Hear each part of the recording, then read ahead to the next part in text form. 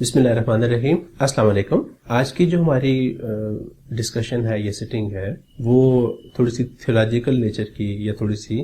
Theoretical nature की है, बजाय इसके कि कोई प्रैक्टिकल हम डिस्कशन करें या किसी टॉपिक के ऊपर हम डिस्कस करें। इसका बैकग्राउंड ये है कि मेरे बहुत सारे फ्रेंड्स हैं, बहुत सारे दोस्त हैं जो डिफरेंट यूनिवर्सिटीज में हैं, डिफरेंट जगहों पर हैं। तो उन्होंने मुझसे ये कहा और काफी सारे बंदों की ये ओपिनियन थी कि मैं एवोल्यूशन और अपनी जो रिलीजियस बिलीफ्स हैं, थोड़ा सा उनके बारे में इजहार ख्याल करूं। इस डिस्कशन को प्रोसीड करने से पहले ये एक डिस्क्लेमर है कि मैं कोई रिलीजियस स्कॉलर बिल्कुल भी नहीं हूं, मैं आलिम दीन बिल्कुल भी नहीं हूं। मेरी थोड़ी सी कोशिश जो रही है कुरान पाक को पढ़ने की, तर्जुमे से पढ़ने की और समझने की, और कुछ अहादीसें जो है नबी करीम सल्लल्लाहु अलैहि वसल्लम की जो फरमुदात हैं, अहादीस मुबारका हैं, उनको जिस हद तक मैं पढ़ सका, समझ सका, उनकी मैंने कोशिश की पढ़ने की। सो अल्हम्दुलिल्लाह आई एम ए बिलीवर, मैं एक मुसलमान बंदा हूँ और इसके साथ साथ मैं एक साइंटिस्ट हूँ, मैं एक एवोल्यूशनरी बायोलॉजिस्ट हूँ। अमूमन ये समझा जाता है और स्पेशली मगरब के अंदर ये छाप है और एक किस्म का फैशन है कि जो एवोल्यूशनरी बायोलॉजिस्ट बंदे होते हैं, जो एवोल्यूशन पर बिलीव करते हैं, वो अमूमन थोड़ा सा मजहब से दूर होते हैं और इस हद तक दूर होते हैं कि वो एथियस्ट होते हैं। अमूमन वो जो है ना, वो खुदा की जात के ऊपर या क्रिएटर के ऊपर उनका जो बिलीफ है वो नहीं होता। मेरे पास एक ऑप्शन था कि मैं, चूंकि मैंने कुछ कुरान पाक को समझने की कोशिश की, पढ़ने की कोशिश की, और इसके साथ साथ मैंने चूंकि जो पीएचडी है मेरी वो मॉलिक्यूलर एवोल्यूशन के अंदर है। मैंने न्यूजीलैंड से एलन विल्सन सेंटर से मैंने पढ़ा, जहाँ पर जो मेरे असातिज़ा थे, जो मेरे टीचर्स थे, वो डेविड पेनी और पीटर लॉकहार्ट और माइकल हैंडी जैसे जो मशहूर मारूफ और अपनी फील्ड के जो अथॉरिटीज़ हैं, उनसे मुझे पढ़ने का मौका मिला, एवोल्यूशन को थोड़ा सा समझने का मौका मिला। तो मैं दोनों पॉइंट ऑफ व्यू से जिस हद तक मेरी अपनी एक वक्फियत है, मैं कुछ ना कुछ वो उस पॉइंट ऑफ व्यू से इजहार ख्याल अपना मैं कर सकता हूँ। और कोई बंदा भी जो मेरे इन ख्यालात से मुत्तफिक ना हो, तो डेफिनेटली मेरा मकसद ये नहीं है कि मैं सारी कंफ्यूजन को दूर करूँ। हो सकता है शायद कुछ सवालों के जवाब मिलें और कुछ सवाल और भी जनरेट हो जाएं इस डिस्कशन से। सो ये एक ऑनगोइंग, एक कंटिन्यूस प्रोसेस है कि जो हमारी अंडरस्टैंडिंग के अंदर आता है। मेरी शायद इस डिस्कशन से किसी सवाल का कोई फाइनल हतमी जवाब तो ना मिले, लेकिन मे भी कुछ जो ना आपके कुछ मालूमात में, पॉइंट्स में इजाफा हो जाए। मेरे ख्याल में ये समझने की बात है कि कुरान पाक एज ए बुक जो है वो बुक ऑफ लाइफ है, वो बुक ऑफ साइंस नहीं है।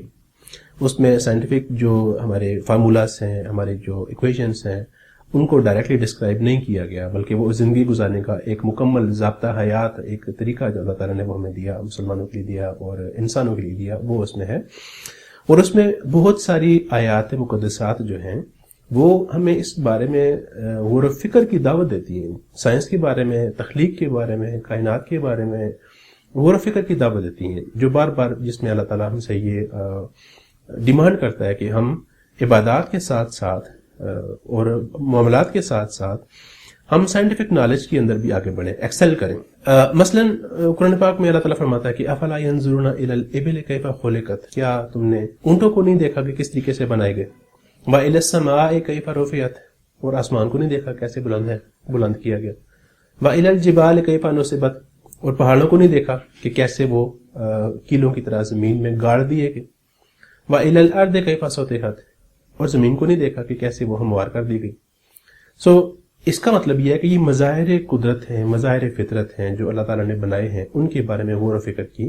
वो एक दावत जो कुरान पाक में अल्लाह ताला हमें देते हैं। इसके साथ साथ एक और आयत करीम में अल्लाह ताला ये फरमाते हैं कि जो अल्लाह ताला के नेक बंदे हैं, जो अल्लाह ताला के इबादत गुजार बंदे हैं, ये समझने वाले बंदे हैं, उनकी एक निशानी जो बयान की गई वो ये है कि अल्लाज़ीना यज़कुरून अल्लाह क़ियामन व क़ुऊदन व अला जुनूबिहिम, कि ये वो बंदे हैं कि जो अल्लाह को याद करते हैं खड़े और बैठे और अपने पहलुओं पर लेटे हुए। व यतफ़क्करून फ़ी ख़ल्क़िस समावाति वल अर्द, और वो इसके साथ साथ आसमानों और ज़मीन की तख्लीक में गौर फ़िक्र करते हैं। और जब उनको अल्लाह ताला की मखलूक़ात का, इस तख्लीक का कोई मकसद, कोई मतलब समझ जब आता है, जब उनको इसके ऊपर राज आश्कारा होते हैं, तो फिर वो ये क्या कहते हैं, फिर वो कहते हैं रब्बना मा ख़लक़्ता हाज़ा बातिला, कि ऐ अल्लाह ताला तूने ये चीज बेमकसद नहीं बनाई। सो कोई चीज बन नहीं गई बल्कि बनाई गई है और उसका कोई ना कोई मकसद है जो उसके पीछे है। तो फिर वो कहते हैं कि रब्बा सुब्हानक फ़क़िना अज़ाबन नार, बेशक तू पाक है सारे ऐबों से और हमें दोज़ख के अज़ाब से बचा ले। इसके अलावा भी और भी बहुत सारी ऐसी आयत हैं جس میں ہمیں بار بار دعوت فکر دی گئی ہے تخلیق کے بارے میں، جاننے کے لیے، کاسمولوجی کے بارے میں، بایولوجی کے بارے میں، علم الابدان کے بارے میں، اپنے آپ کو سمجھنے کے بارے میں، پلانٹس اور اینیملز کے بارے میں وہ تخلیق کی غور و فکر دی گئی ہے، جن کی میں ساری ڈیٹیلز میں تو ڈیفینیٹلی اس سیٹنگ میں نہیں جا سکتا، لیکن میرا مقصد صرف آپ کو متوجہ کرنا تھا۔ اب کچھ باتیں ایسی ہیں کہ جو قرآن پاک کے اندر جو اللہ تعالیٰ کی باتیں ہیں، اللہ تعالیٰ کے جو فرمان ہیں، اللہ تعالیٰ کی جو یہ کلام ہے وہ تو حتمی ہے۔ اس کی انٹرپریٹیشن کے اوپر مختلف اوقات میں مختلف بندے وہ اپنی اپنی رائے وہ دیتے رہیں اور شاید دیتے رہیں گے، وہ قیامت تک۔ کچھ باتیں ایسی ہیں کہ جن کو انڈرسٹینڈ کرنے کے لیے ہمیں بار بار ان کی ایک تشریح کی یا تفسیر کی ضرورت ہوگی۔ اس کے مقابلے میں جو سائنس ہے، سائنس ایک ایوالونگ نالج ہے، وہ ایک ایسا علم ہے کہ جو مسلسل ایوالو ہو رہا ہے، مسلسل بڑھ رہا ہے، اور جو پچھلی باتیں ہیں کئی دفعہ غلط ثابت ہوتی ہیں اور نئی تھیریز سامنے آتی ہیں، نئے حقائق سامنے آتے ہیں، اور ہم کبھی بھی یہ نہیں کہہ سکتے کہ آج ہم جس سٹیج پر ہیں وہ ہماری فائنل حتمی ڈیسٹینیشن ہے، ہمارے پاس سارا علم آ چکا ہے اور اس کے علاوہ اور کوئی علم باقی نہیں رہا، کوئی ایسا کونا گوشہ باقی نہیں رہا جو ہمیں پتہ نہ چل چکا ہو۔ تو ہمارا علم مسلسل وقت کے ساتھ ساتھ تبدیل بھی ہو رہا ہے اور بڑھ بھی رہا ہے۔ اگر ہم یہ کہیں، اگر ہم یہ سمجھیں کہ قرآن پاک کا جو نالج ہے، جو علم ہے وہ حتمی ہے اور سائنس کا علم اسٹل ایوالو ہو رہا ہے، تو میرے خیال میں یہ بات وہ غلط نہیں ہوگی۔ لیکن اس میں یہ ہے کہ قرآن پاک کی انٹرپریٹیشن وہ ہمیں شاید وقت کے ساتھ ساتھ مزید باتیں سمجھ آتی جائیں گی، اور سائنس کی جو ہے وہ مزید ایوالو کرتی رہے گی، وہ آگے بڑھتی رہے گی، اور بہت ساری باتیں جو آج ہمیں بظاہر لگتا ہے کنٹراڈکٹری، شاید وہ کنٹراڈکٹری نہ رہیں، وقت کے ساتھ ساتھ ان کی بھی ہمیں سمجھ آ جائے۔ سائنس اٹ سیلف یا بایولوجی اٹ سیلف، اگر ہم اس کو تھوڑا سا نیرو ڈاؤن کریں سائنس کو بایولوجی کے اوپر، تو وہ ہر سوال کا جواب نہیں دے سکتی۔ بہت ساری باتیں ہیں جو میٹا فزکس میں آتی ہیں جو اس بات سے بیان ہیں کہ سائنس ان کو کوئی جسٹیفیکیشن دے، کوئی انٹرپریٹیشن دے، ان کا کوئی مقصد ہمیں سمجھا سکے، اور میٹا فزکس میں وہ باتیں آتی ہیں جیسے کہ بہت دفعہ یہ باتیں کی جاتی ہیں کہ جو ہمارا فار ایگزامپل میرا نام کیسے سائنٹیفکلی میں ثابت کر سکتا ہوں کہ میرا نام ابرار احمد ہے، میرا نام مائیکل بھی تو ہو سکتا ہے، میرا نام پیٹر بھی تو ہو سکتا ہے، میرا نام علی بھی تو ہو سکتا ہے، زید بھی تو ہو سکتا ہے، بکر بھی تو ہو سکتا ہے، تو میرا نام صرف ایک ابرار احمد کیوں ہے؟ اس کی کوئی سائنٹیفک جسٹیفیکیشن ریشنل وہ مجھے سمجھ نہیں آتی۔ اس کا مطلب یہ ہے کہ سائنس ہمارے ہر سوال کا جواب نہیں دے سکتی، اس کی اپنی لیمیٹیشنز ہیں۔ موسٹلی جو ہمارا علم ہے، جو ہمارا نالج ہے، اس کو حاصل کرنے کے لیے ہمارے پاس جو ذرائع ہیں وہ محدود ہیں، اور ہمیں اپنی لیمیٹیشنز کا پتہ ہے۔ فار ایگزامپل ہمارا جو ویژن ہے، ہم جس ویو لینتھ کے اندر دیکھ سکتے ہیں وہ بڑی لمیٹڈ سی، بڑی نیرو سی ہے۔ جو ویزیبل رینج آف لائٹ ہے وہ، جیسا کہ اکثر ہم میں سے جو سائنس کے طالب علم ہیں، طلباء ہیں، ان کو پتہ ہے کہ جو اس کی ویو لینتھ ہے، جو ویزیبل لائٹ ہے، وہ فار ایگزامپل رفلی 300 سے 750 نینومیٹر کی ویو لینتھ کے درمیان میں ہے، اور 300 نینومیٹر سے جو چھوٹی ویو لینتھس ہیں وہ ہمیں پتہ ہے کہ ایگزسٹ کرتی ہیں، ہم ایکسپیریمنٹلی ان کو پروو کر سکتے ہیں، ہم ان کو دیکھ نہیں سکتے، وہ ہماری بصارت سے بیانڈ ہیں، وہ اس سے پیچھے ہیں۔ ایکس ریز ہیں، گیما ریز ہیں، وہ ایگزسٹ کرتی ہیں، لیکن ہم ان کو دیکھ نہیں سکتے۔ ایسے ہی جو 750 نینومیٹر سے جو بڑی ویو لینتھس ہیں، ان میں جو انفارمیشن آتی ہے ان کو بھی ہم نہیں دیکھ سکتے، ہم ان کو محسوس کر سکتے ہیں، ہم ان کو آلات کی مدد سے دے سکتے ہیں، جیسے ریڈیو ویوز ہیں، ٹی وی کے جو سگنلز ہیں، موبائل کے جو سگنلز ہیں، ہم اس رینج کے اندر دیکھ نہیں سکتے، انفراریڈ لائٹ سے بیانڈ کی جو ہے، ابو کی جو ہے، لیکن ہم اس کو ڈائریکٹلی دیکھ نہیں سکتے۔ یہ ہماری لمیٹیشن ہے۔ ایسے جو ہماری سماعت ہے وہ بھی 20 ہرٹز سے 20,000 ہرٹز تک ہے، لیکن اس کا یہ مطلب نہیں ہے کہ 20 ہرٹز سے جو بلو یا 20,000 ہرٹز سے ابو کی رینج یا آواز نہیں ہوتی، ڈیفینیٹلی وہ ایگزسٹ کرتی ہے، بٹ ہمارے کان اس کو سن نہیں سکتے، ہماری وہ ایک لمٹ ہے، ہمارے لیے وہ ایک رینج فکس کر دی گئی ہے۔ اس کا مطلب یہ ہے کہ ہم اٹرنل اپنے نالج کے اندر بالکل پرفیکٹ نہیں ہیں، بلکہ ہماری لمیٹیشنز ہیں جو انہیرنٹ ہیں، ان بلٹ ہیں لمیٹیشنز، اور جن کو اوور کم کرنے کے لیے ہمیں ساتھ وقت کے ساتھ مزید ٹیکنالوجیز کو ایوالو کرتے رہے اور ہمیں پتہ چلتا رہا۔ تو اس کا مطلب یہ ہے کہ ہمارا جو نالج ہے وہ ابھی بھی اسٹل حتمی نہیں ہے، بلکہ وہ اسٹل ایک ایوالونگ اسٹیج کے اندر وہ ایگزسٹ کرتا ہے. کائنات کی ابتدا کے بارے میں اللہ تعالیٰ کا فرمان ہے کہ اولم یر الذین کفروا ان السماوات والارض کانتا رتقا ففتقناہما، کہ کیا کافروں نے یا انکار کرنے والوں نے یا نہ ماننے والوں نے یہ نہیں دیکھا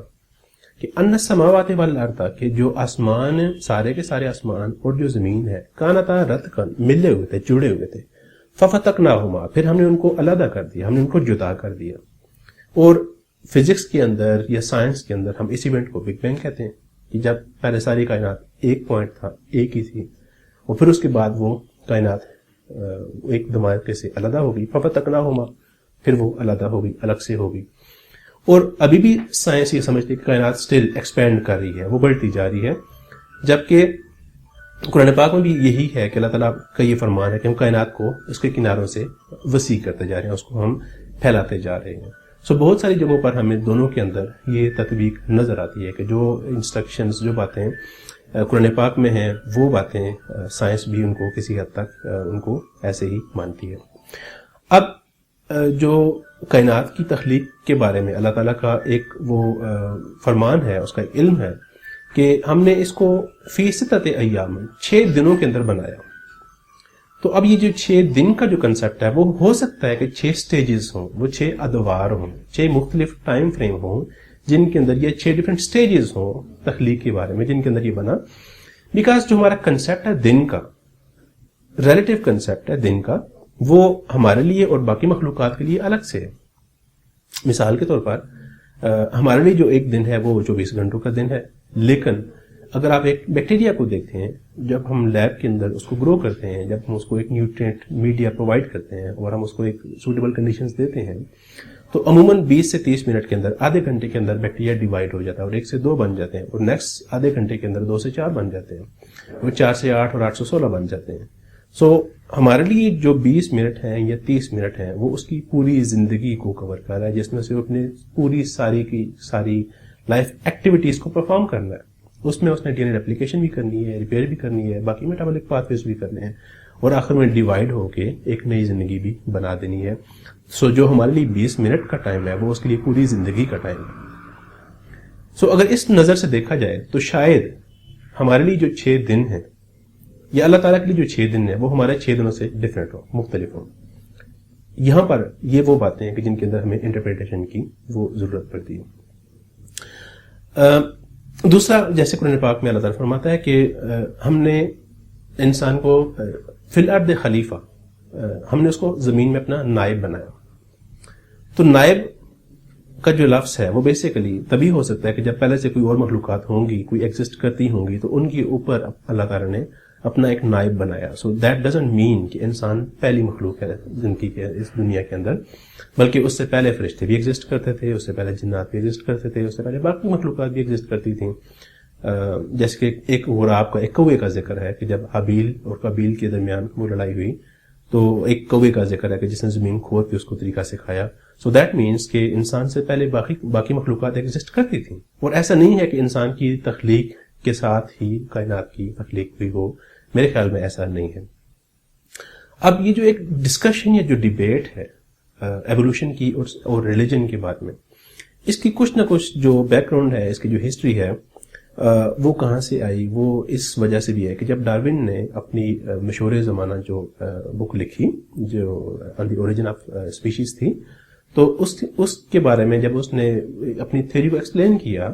اور اس نے مختلف اسپیشی کے اوریجن کا اپنا ایک نظریہ پیش کیا کہ وہ ایوالو ہو رہی ہیں، ایک سے دوسری اسپیشی میں ایوالو ہوتی جا رہی ہیں، اور اس طریقے سے that's how life is expanding and going into many different species and different genera. تو جب چرچ نے اس بات کو ریفیوٹ کیا تو ڈیفینیٹلی وہ بات سائنٹیفک جو میرٹس ہیں اس پر وہ پورا نہیں اترتی تھی. تو اس لیے اس کو جو سائنٹیفک کمیونٹی تھی ان کی طرف سے ریبٹل ملا کہ نہیں، ایسا نہیں ہے. تو وہاں کہیں پر میرا خیال ہے کہ ہم اس ڈیبیٹ کے اندر جو ہمارے جو مسلمان اسکالرز ہیں وہ بھی اس لحاظ سے آگے کہ جو چرچ کی باتیں تھی ان کو جب ریفیوٹ کیا گیا تو ایوولوشنری جو بایولوجسٹ تھے، جو بندے تھے، انہوں نے جب اس کو ریفیوٹ کیا تو شاید ہم بھی اسی دور میں کہیں شامل ہو گئے، اسی رو میں بہ گئے، اور ہم نے بھی ایوولوشن کو ایک ٹیگ لگا دیا, ایک مور لگا دی کہ نہیں یہ جو بات ہے وہ خدا کی ذات کا انکار کرنے کے مترادف ہے. حالانکہ جو ایوولوشنری بایولوجسٹ ہیں, جو بندے ہیں, وہ میکنزم کو تو دیکھ رہے ہیں, شاید وہ اس سے بیانڈ نہ جا سکیں. تو لہٰذا ایسا لازمی نہیں ہے کہ اگر آپ ایوولوشن کے اوپر بلیو کرتے ہیں یا اس کو سچ مانتے ہیں تو وہ ایز اے مذہب آپ اس کو اختیار کرتے ہیں. یہ بالکل بھی ایسا نہیں ہے. کارل پاپر کے بارے میں تھوڑا سا, جب میں اپنی پی ایچ ڈی کے کورس ورک کر رہا تھا تو اس وقت, اور اس سے پہلے جو پی جی ڈپ کا کورس ورک تھا, تو کارل پاپر کے بارے میں ہمیں کچھ تھوڑا سا پڑھنے کا موقع ملا, جو کہ ایک بڑا سائنس کے اندر ایک فلسفیکل اس کی جو رائٹنگز ہیں اس پہ وہ ایک ایگزامپل دیتے ہیں, وہ ایک بات لکھتے ہیں. وہ کہتے ہیں کہ اگر آپ ایک فشنگ نیٹ لے کے سمندر میں جاتے ہیں, جال لے کے سمندر میں جائیں اور مچھلیاں پکڑیں, تو آپ کے پاس بڑی مچھلی بھی آئیں گی, چھوٹی بھی آئیں گی, اور بہت چھوٹی مچھلیاں بھی آئیں گی. جو سب سے چھوٹی مچھلی ہے اس کو دیکھ کے آپ یہ نہیں کہہ سکتے کہ اس سے چھوٹی مچھلی سمندر میں نہیں ہے, کیونکہ وہ لمیٹیشن سمندر کی نہیں ہے, وہ آپ کے جال کی لمیٹیشن ہے کہ اس کا سائز کتنا ہے. اگر آپ اس سے چھوٹے سوراخوں والا جال لے کے جائیں گے تو آپ اس سے چھوٹی مچھلی بھی پکڑ لیں گے, لیکن سٹل وہ سب سے چھوٹی نہیں ہوگی, وہ اس سے چھوٹی مخلوقات بھی ایگزسٹ کریں گی. سو وہ اس بات کو مثال دیتا ہے, یہ اس بات سے وہ مثال دیتا ہے سائنٹیفک نالج کی, ہمارے علم کی مثال دیتا ہے کہ وہ بات کہ جو علم ہمارے علم کے یا ہمارے مشاہدے کے اندر آتی ہے وہ تو آ گئی, وہ ہم نے مچھلی پکڑ لی, لیکن جو نہیں آ سکی اس کا یہ مطلب نہیں ہے کہ وہ ایگزسٹ نہیں کرتی, وہ اس کا وجود نہیں ہے. تو اگر سائنٹیفک ورلڈ کے اندر سائنسدانوں کے علم کے مطابق اگر ہم خدا کی ذات کا ادراک نہیں کر سکے تو یہ اس بات کا بالکل بھی ثبوت نہیں ہے کہ خدا کی ذات ایگزسٹ ہی نہیں کرتی, بیکاز ہم اس تک پہنچ نہیں سکتے. یہ ہماری لمیٹیشنز ہیں, اور ہماری لمیٹیشن کا مطلب یہ نہیں کہ دیر از نتھنگ ایلس. وہ ظاہر ہے وہ چیزیں وجود رکھتی ہیں, باقی چیزیں بھی وجود رکھتی ہیں, یہ اس کی لمیٹیشن ہے ہمارے نالج کی. اب تھوڑی سی بات ایوولوشن کے بارے میں, جو مذہب سے تھوڑا سا اس ڈسکشن سے تھوڑا سا ہم ایوولوشن کی اگر ہم ڈسکشن کرتے ہیں تو ایوولوشن کے اندر جو تھیوری آف ایوولوشن اس نے چارلس ڈارون نے جو پرپوز کی, اس میں جو ڈفرینٹ اسپیشیز کی ایک سے دوسرے اسپیشی میں جانے کے لیے جو ڈفرینٹ اسٹیپس ہیں, جو ڈفرینٹ وہ ڈسکس کیے گئے ہیں, ان کے اندر جو ایک کامن بات جو بلیف ہے سائنٹیفک ورلڈ کے اندر وہ یہ ہے کہ میوٹیشنز جو ہمارا ڈی این اے ہے, یہ جو ہماری زندگی کی ڈور ہے یا دھاگا ہے ڈی این اے, جس کے اندر ہماری ساری لائف ایکٹیویٹیز اور زندگی کے بارے میں ساری انفارمیشن وہ کوڈڈ ہے, جو ہم انہیریٹ کرتے ہیں اور ہم اپنے پیرنٹس سے لیتے ہیں اور ہم اپنی جنریشن کو نیکسٹ جنریشن کو دے جاتے ہیں. سو اس طریقے سے کنٹینیوٹی آف لائف چلتی ہے, اور اس میں جب میوٹیشنز بہت زیادہ, یہ چینجز بہت زیادہ ایکومولیٹ ہو جائیں تو ایٹ سرٹن پوائنٹس پھر وہ different sub species and then species and then different genera life اس طرف وہ ڈائیورج ہو جاتی ہے. سو یہ جو تبدیلیاں آتی ہیں, جو چینجز آتی ہیں, جن کو ہم موسٹلی میوٹیشنز کہتے ہیں, سائنٹیفک ورلڈ کے اندر یہ بات عموماً بلیو کی جاتی ہے کہ وہ ارائز جو ہوتی ہیں وہ رینڈم ہوتی ہیں, جو میوٹیشنز آتی ہیں وہ رینڈم ہوتی ہیں, اور پھر ان رینڈم میوٹیشنز کے اوپر بیس کرتے ہوئے ڈفرینٹ تھیریز پرپوز کی گئی ہیں ایوولوشن کی, ڈفرینٹ ماڈلز پرپوز کیے گئے ایوولوشن کے اندر. لیکن جو کرنٹ نالج ہے, جو ڈیٹا ہے, وہ آپ کو بہت دفعہ یہ بتاتا ہے کہ یہ جو چینجز ہیں وہ رینڈم نہیں ہے, نان رینڈملی ڈسٹریبیوٹیڈ میوٹیشنز ہیں. یہ بات اس لیے سامنے آئی کہ پچھلے دنوں ہمارے ایک گروپ کے اندر ایک اور کچھ فرینڈس نے ایک پیپر شیئر کیا, جو ریسنٹ پیپر نیچر میں پبلش ہوا. اس میں سائنٹسٹ نے بتایا کہ اریبیڈاپسس تھیلیانا کے انہوں نے جب جینوم سیکوینس کیا تو ان کو پتا چلا یہ جو میوٹیشنز ہیں وہ سارے جینوم کے اندر نہیں ہیں, بلکہ جو جینز ہیں, کچھ جینز ہیں, ان کی پراپرٹی ہے کہ وہ اپنے اندر میوٹیشن کو ریزسٹ کرتے ہیں, اس چینج کو ریزسٹ کرتے ہیں. سو ایک قسم کا انہوں نے لرن کر لیا, انہوں نے سیکھ لیا کہ میوٹیشن سے بچنا کیسے ہے ان ریجنز کے اندر, اور باقی ریجنز میں میوٹیشنز بہت زیادہ ہوتی ہیں. سو یہ تو ایک نالج ایسا ہے کہ جو ابھی اسٹل ایوالو ہو رہا ہے, جس کے اندر ہم یہ کہتے ہیں کہ جو میوٹیشنز ہیں وہ نان رینڈملی ڈسٹریبیوٹیڈ ہیں. اور 2012 کے اندر ہم نے بھی ایک پیپر پبلش کیا اسی سے ریلیونٹ, اور وہ جو پیپر تھا وہ تھا پلانٹ کے کلوروپلاسٹ جینوم کے اندر, کہ پلانٹس جو ہیں ان کے اندر زیادہ جو فوٹوسینتھسس کا ایک عمل ہوتا ہے جو کہ ہم نہیں کرتے, اینیملز نہیں کرتے, صرف پلانٹس کے اندر ہوتا ہے, اور سم بلو گرین الجی کے اندر ہوتا ہے. اور فوٹوسینتھسس ہونے کے لیے کلوروپلاسٹ کا ہونا ضروری, ایک اس کی پریریکوزٹ ہے, وہ ایک بڑا ضروری عمل ہے.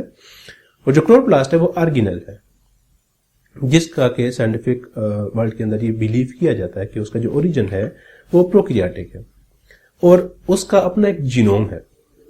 क्लोरोप्लास्ट का, मतलब अपनी उस कुछ एक्टिविटीज वो अपने उस जीनोम से परफॉर्म करता है। सारी एक्टिविटीज तो परफॉर्म उस जीनोम से एनकोड नहीं होती, बहुत सारी उसकी एक्टिविटीज के लिए न्यूक्लियर जीनोम भी चाहिए होता है, बट बहुत सारे उसके पास अपने जीन्स हैं जो उसने रिटेन किए। तो हमने जब डिफरेंट स्पीशीज के अंदर क्लोरोप्लास्ट के जीनोम्स को कंपेयर किया तो हमने डिमॉन्स्ट्रेट किया, हमने ये दिखाया कि जो म्यूटेशंस हैं वो नॉन रैंडमली डिस्ट्रीब्यूटेड हैं, वो सारे जीनोम के अंदर वो एक जैसी डिस्ट्रीब्यूटेड नहीं है। सो इसका मतलब ये है कि जो एक कॉमन बिलीफ कि जो म्यूटेशंस है वो रैंडमली डिस्ट्रीब्यूटेड हैं, वो ऐसा नहीं है। वो जो फाइंडिंग्स थी वो हमने इस पेपर के अंदर पब्लिश की, mutational dynamics of एरोइड chloroplast genomes, और इसके अंदर जो फाइंडिंग्स जो main non random distribution of information जो म्यूटेशंस हैं वो बेसिकली फाइंडिंग्स वो डायग्राम की सूरत में ग्रामेटिकली वो हमने इस सर्कुलर डायग्राम में शो की, जो कि हमें ये बताती हैं कि अगर ये वाला एक क्लोरोप्लास्ट का जीनोम है जिसका साइज यहाँ पर तकरीबन 160 kb से थोड़ा सा ज्यादा है, ये उसका साइज है और ये कंपैरेटिव एनालिसिस है क्लोरोप्लास्ट जीनोम्स के डिफरेंट सैंपल्स के डिफरेंट स्पीशी के, तो उनके अंदर हम ये देख सकते हैं कि जो इंसर्शन डिलीशन म्यूटेशंस हैं और जो पॉइंट म्यूटेशंस हैं या जो सब्स्टिट्यूशंस हैं वो नॉन रैंडमली डिस्ट्रीब्यूटेड हैं, यानी जीनोम के कुछ पार्ट्स में जैसे ये वाले पार्ट्स हैं इसमें वो म्यूटेशंस ज्यादा हैं और इसके मुकाबले में ये वाले जो पार्ट्स हैं उनमें वो म्यूटेशंस कम हैं। और जब हम इनको थोड़ा सा मजीद डिटेल में देखते हैं तो जहां पर म्यूटेशंस ज्यादा हैं वो मोस्टली वो रीजन्स हैं जो कि नॉन कोडिंग है, जैसे ये वाले रीजन्स हैं, जैसे ये वाले रीजन्स हैं, इनके अंदर जीन्स कम हैं, और जहां पर जीन्स हैं जैसे कि आपको यहाँ पर ग्रीन लाइंस नजर आ रही हैं उन रीजन्स के अंदर म्यूटेशंस कम हैं। और दूसरी बात जो हमें इस डायग्राम से नजर आती है वो ये है कि जो म्यूटेशंस हैं उनकी कोई कोरिलेशन है रिपीट्स के साथ। सो ये जो सर्कुलर पार्ट के अंदर जो लाइंस हमें नजर आ रही हैं वो डिस्ट्रीब्यूशन ऑफ रिपीट्स को शो करती हैं कि जीनोम के अंदर बहुत सारे ऐसे रीजन्स हैं, ऐसे एरियाज हैं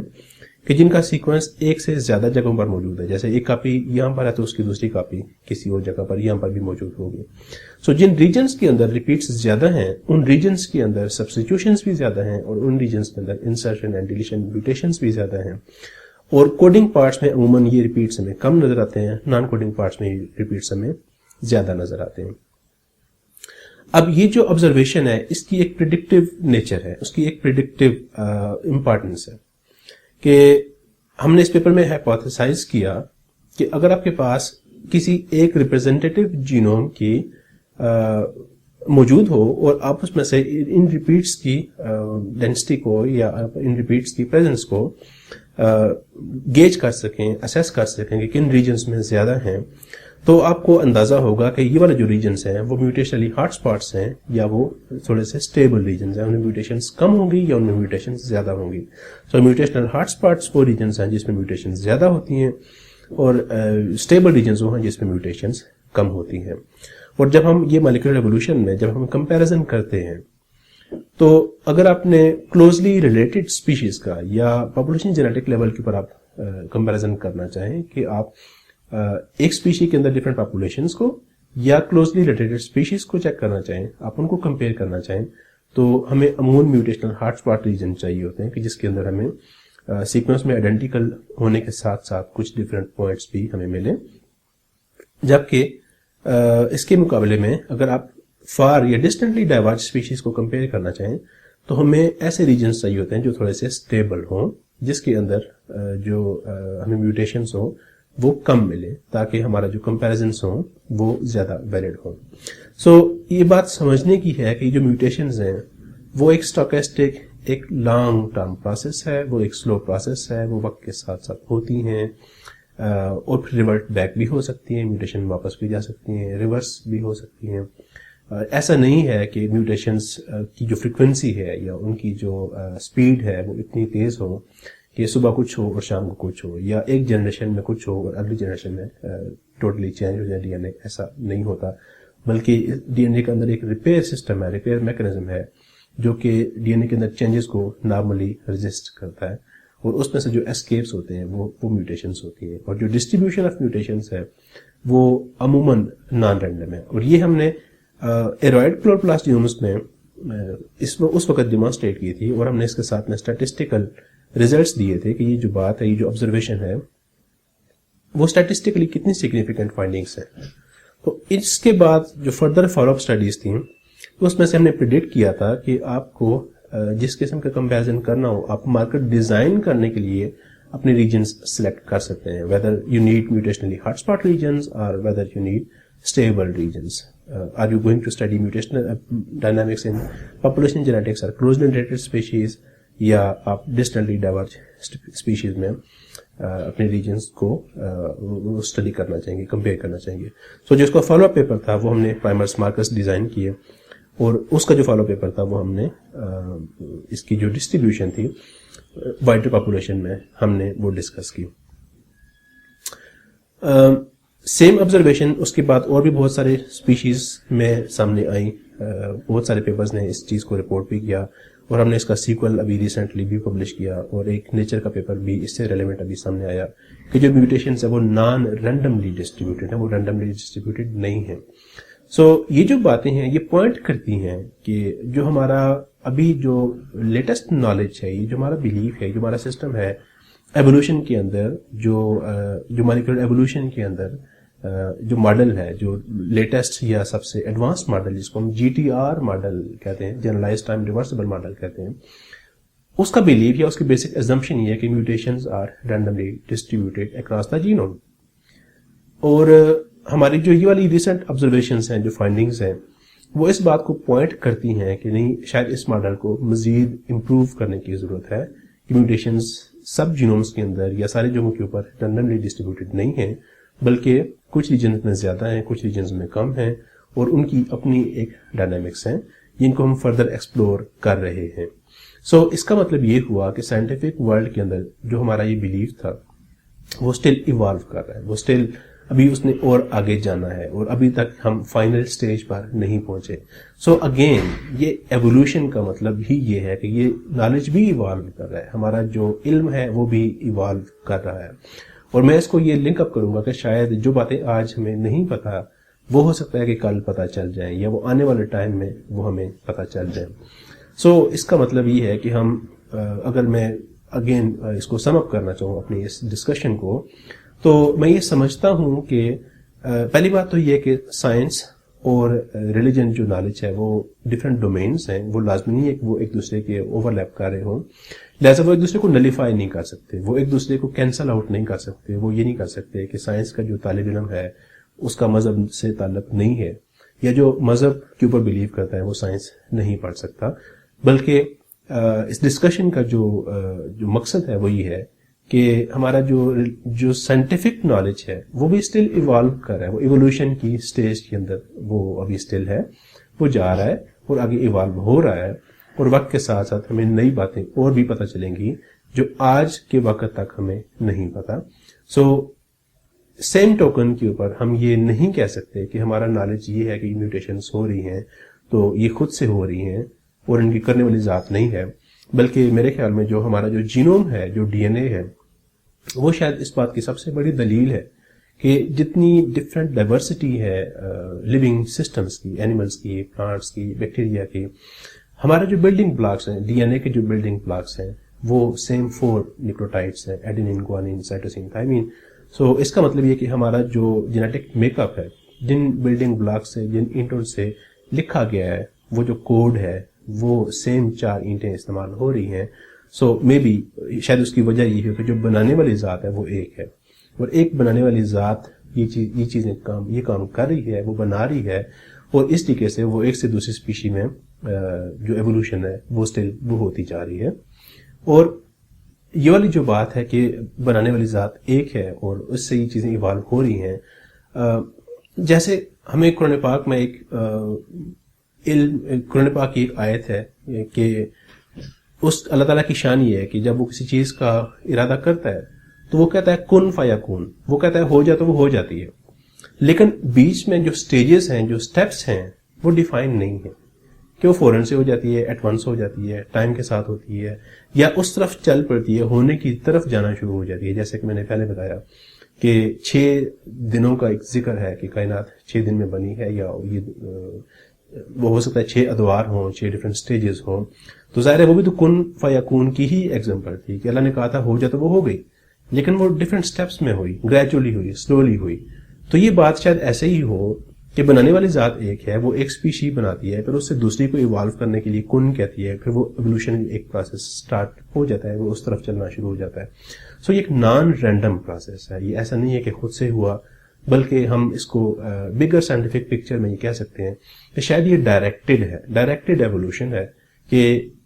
بگر پکچر میں, لارجر پکچر میں کوئی ایسی ذات ہے کہ جو میوٹیشنز کو کسی حد تک رینڈم ہونے کی اجازت دیتی ہے.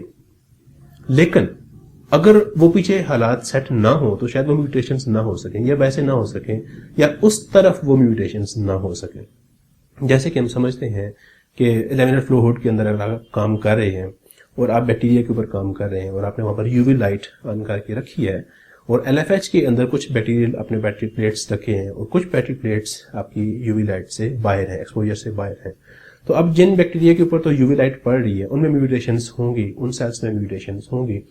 اور وہ کسی حد تک رینڈم ہوں گی. بٹ وہ رینڈم اس سیٹ اپ کے اندر ہیں, جو اس کے باہر, اس سیٹ اپ کے باہر ہیں, ان میں وہ میوٹیشنز اس لحاظ سے نہیں ہوں گی. So there is one person who has set up this experiment کہ جہاں پر وہ میوٹیشنز ہوں, جہاں پر وہ چینجز ہوں, اور وہ سائنٹسٹ ہے. تو ایٹ دا سیم ٹوکن ہم یہ کہہ سکتے ہیں کہ یہ جو میوٹیشنز ہماری باڈی میں یا لیونگ سسٹمز کے اندر یا اینیملس کے اندر یا پلانٹس کے اندر ہو رہی ہیں, اور جو ایوولوشن ہو رہی ہے, تو بگر پکچر کے اندر ایک ذات ہے جس نے یہ سارا کچھ ایکسپیریمنٹ سیٹ کیا, جو یہ بنا رہی ہے, اور وہ اس کے اندر, اس سسٹم کے اندر کسی حد تک ہمیں رینڈم میوٹیشنز وہ ہونے کی اجازت ہوتی ہے, اور جو میوٹیشنز سوٹیبل نہیں ہوتی وہ پاپولیشن سے وائپ آؤٹ ہو جاتی ہیں, وہ سلیکٹ آؤٹ ہو جاتی ہیں, اور جو سوٹیبل ہوں گی وہ ان کی these will be selected for, ان کی اس رات میں سلیکشن ہوگی اور پاپولیشن میں وائڈ اسپریڈ کر جائیں گی. سو جو پروسیس ہے وہ تو ہم اسٹڈی کر رہے ہیں. پروسیس کرنے والی ذات اگر ہمارے موجودہ علم سے باہر ہے تو اس کا مطلب یہ نہیں ہے کہ وہ ذات ایگزسٹ نہیں کرتی. وہ ڈیفینیٹلی اگر ہم آج نہیں سمجھتے تو شاید ہم جو سائنٹیفک ورلڈ ہے شاید اس بات پہ بلیو کر جائے کچھ عرصے کے بعد کہ نہیں, یہ ایسا خود سے نہیں ہو سکتا, بلکہ ایک ذات ہے جو کر رہی ہے. اور آلریڈی اس کے بارے میں بہت سارے ڈسکشنس ہیں مغربی دنیا کے اندر, تو بہت سارے اس کے اوپر انٹیلیجنٹ ڈیزائن کے بارے میں کنسیپٹس ہیں, اور بھی کافی سارے ڈیبیٹس ہیں. لیکن جو میرا اپنا خیال ہے, جو میرا پوائنٹ آف ویو ہے کہ جو ایوولوشن ہو رہی ہے دیٹ از ڈائریکٹڈ ایوولوشن, کہ کوئی نہ کوئی ایسی ذات ہے جس نے اس کائنات کا ایکسپیریمنٹ سیٹ کیا, اور اس کے اندر یہ ڈفرینٹ ایکسپیریمنٹس ہو رہے ہیں, اور جب وہ کہتا ہے کن تو فیکون, وہ ہو جاتی ہے, بٹ وہ ہوتی ڈفرینٹ سٹیپس میں, ڈفرینٹ سٹیجز میں, ڈفرینٹ فیزز میں, ڈفرینٹ انداز میں ہوتی ہے. اور یہی بات جو ہے وہ اللہ تعالیٰ اپنی حکمتیں جب بتاتا ہے تو وہ اس کا یہ فرمان ہے کہ سنریہم آیاتنا فی الآفاق وفی انفسہم حتی یتبین لہم انہ الحق, کہ ہم ضرور انہیں دکھائیں گے اپنی قدرت کی نشانیاں آفاق میں, کائنات میں, وفی انفسہم, اور خود ان کے اپنے نفسوں میں, حتی یتبین لہم انہ الحق, جب یہاں تک کہ یہ واضح ہو جائے گا ان کے لیے کہ یہ بات اللہ کی طرف سے حق ہے, یہ بات سچ ہے. سو میرا خیال ہے کہ یہ جو ڈسکشن جو میری تھی ہمیں اس کو یہاں پر وہ وائنڈ اپ کرتے ہیں کہ اس کا جو حاصل ہے وہ یہ ہے کہ نالج جو ہے, سائنٹیفک نالج, وہ ایک ڈفرینٹ ڈومین ہے, اور ہماری اس میں لمیٹیشنس ہیں, اور ہم ایکسپیریمنٹلی پروو کرتے جاتے ہیں اور وہ علم بڑھاتے جاتے ہیں. آن دی ادر ہینڈ جو قرآن پاک کا نالج ہے, جو اٹرنل نالج ہے, جو اللہ کی ذات کا ہے, یا جو ابراہمک جو ریلیجن پہلے تھے ان میں جو نالج اللہ تعالیٰ نے دیا تھا اوریجنلی, جو اللہ کی طرف سے آیا تھا, وہ حق ہے اور وہ فائنل پروف ہے. اگر ہم آج اس تک نہیں پہنچ سکے تو ہو سکتا ہے کہ آنے والے وقت میں ہم اللہ تعالیٰ کی حکمتوں کے کچھ نہ کچھ راز مزید جان سکیں, بٹ ہم کرنٹ سائنٹیفک نالج کے اندر رہتے ہوئے اللہ کی ذات کا انکار نہیں کر سکتے. آپ کو اس کے بارے میں مزید کچھ ڈسکس کرنے ہوں, کچھ ایسے پوائنٹس ہوں, کچھ ایسے سوالات ہوں جن کو میں جواب دے سکوں, تو آپ پلیز کمنٹ سیکشن میں ضرور ایڈ کیجیے گا. جزاک اللہ. السلام علیکم.